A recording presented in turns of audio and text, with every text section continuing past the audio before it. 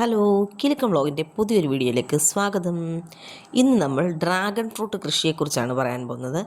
എങ്ങനെ കൃഷി ചെയ്യുക, അതിൻ്റെ തുടക്കം മുതൽ ഫസ്റ്റ് സ്റ്റേജ് തൊട്ടാണ്. നമ്മൾ ആദ്യം കട്ടിങ്സ് വാങ്ങിക്കുമ്പോൾ ഇങ്ങനെ അതിൻ്റെ അകത്തെ സ്റ്റെമ്മ് ഇങ്ങനെ നീക്കം ചെയ്തിട്ട് ആ സ്റ്റെമ്മാണ് മണ്ണിലേക്ക് കുത്തിവെച്ച് നമ്മൾ അതിന് വേര് പിടിപ്പിച്ചെടുക്കുന്നത്. അല്ലാതെ ആ മാതള ഭാഗത്ത് നല്ല വേര് വരുന്നത് ആ സ്റ്റെമ്മിൽ നിന്നുമാണ്.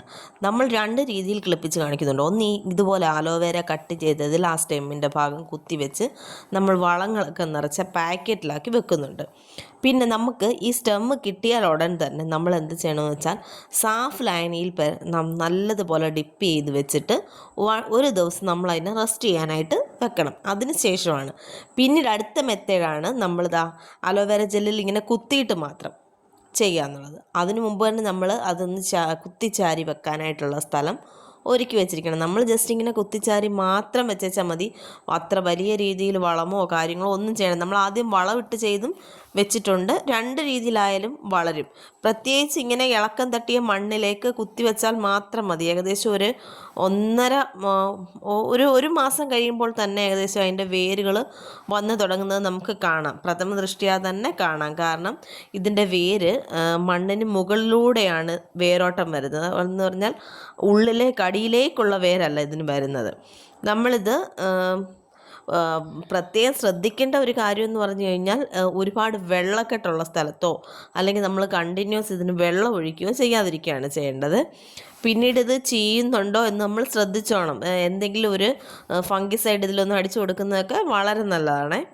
നമ്മൾ നല്ല രീതിയിൽ കെയർ ചെയ്യണം. ഇത് കിളിച്ച് വരുന്നിടം വരെ ഒരു 1.5 മാസം ആകുമ്പോഴത്തേക്കും നമ്മുടെ ഡ്രാഗണിൽ നിന്നിങ്ങനെ വേരുകൾ മണ്ണിലേക്ക് ഓടി വരുന്നത് നമുക്ക് കാണാനായിട്ട് പറ്റും.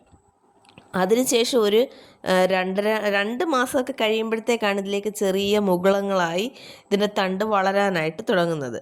ഇങ്ങനെ വളരാനായിട്ട് തുടങ്ങും. ഈ ടൈമിൽ തന്നെ നമ്മുടെ ഇത് ചെറിയ പുഴുക്കളും പ്രാണികളും ഒക്കെ വന്ന് തിന്നാൻ തുടങ്ങും. അതിന് നമ്മൾ ഫംഗിസൈഡ് അടിച്ചു കൊടുക്കണം. ഇടയ്ക്ക് നല്ല ശ്രദ്ധയില്ല എന്നുണ്ടെങ്കിൽ വളരെ പെട്ടെന്നായിരിക്കും ഇതിൽ പുഴു വന്ന് കടിക്കുന്നത്. നമ്മുടെ ഒരു ശ്രദ്ധ പറ്റാതിരുന്നാൽ അപ്പോൾ തന്നെ ഇത് ഏകദേശം 3 മാസം വലിപ്പമായ ഡ്രാഗൺ തൈകളാണ് കേട്ടോ. ഇത് നമുക്ക് ഇപ്പോൾ ശരിക്കും പറഞ്ഞാൽ റീപ്ലേസ് ചെയ്ത് മാറ്റാൻ പറ്റുന്ന പരിപാടി. കണ്ടോ, അതാണ് പുഴു കടിക്കുക എന്ന് പറയുന്നത്.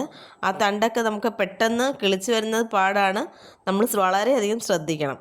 ഏകദേശം 3 മാസം വളർച്ചയാവുന്നതോടുകൂടി നമുക്ക് ഈ ഡ്രാഗൺ ഫ്രൂട്ട് പറിച്ച് നടാം. ഇപ്പം നമുക്ക് മാറ്റി നടാൻ പറ്റുന്ന പാകമായിട്ടുണ്ട്. ഇനി അടുത്ത് നമ്മളൊരു വീഡിയോയുമായിട്ട് ഉടൻ തന്നെ വരുന്നതാണ്. നമ്മുടെ ഡ്രാഗൺ കൃഷി സ്റ്റാർട്ട് ചെയ്യുന്നതാണ്. നമ്മളൊരു വ്യത്യസ്തമായ രീതിയിലാണ് ഇത് കൃഷി ചെയ്യാൻ ഉദ്ദേശിക്കുന്നത്. എന്ന് പറഞ്ഞാൽ കോസ്റ്റ് വളരെ കുറച്ചും എന്നാൽ വളരെ നല്ല രീതിയിൽ ഗ്രോത്തെ കിളിക്കത്തക്ക രീതിയിലാണ് നമ്മളിത് ചെയ്യുന്നത്. പിന്നീട് നമ്മൾ ശ്രദ്ധിക്കേണ്ട കാര്യം എന്ന് പറഞ്ഞാൽ ഡ്രാഗൺ ഫ്രൂട്ട് നമ്മൾ നടാനെടുക്കുന്ന അതിൻ്റെ സ്റ്റെമ്മ് ഏറ്റവും നല്ല വിളഞ്ഞ സ്റ്റെമ്മ് തന്നെ എടുത്താൽ മാത്രമേ നമുക്ക് നല്ല ആരോഗ്യമുള്ള തൈകൾ ഉണ്ടാക്കിയെടുക്കാനായിട്ട് പറ്റത്തുള്ളൂ. അപ്പം ഈ വീഡിയോ ഇഷ്ടമായെങ്കിൽ ലൈക്ക് ചെയ്യാനും ഷെയർ ചെയ്യാനും സബ്സ്ക്രൈബ് ചെയ്യാനും മറക്കരുത്. പുതിയ വീഡിയോയുമായി വരുന്നിടം വരെ ബൈ ബൈ.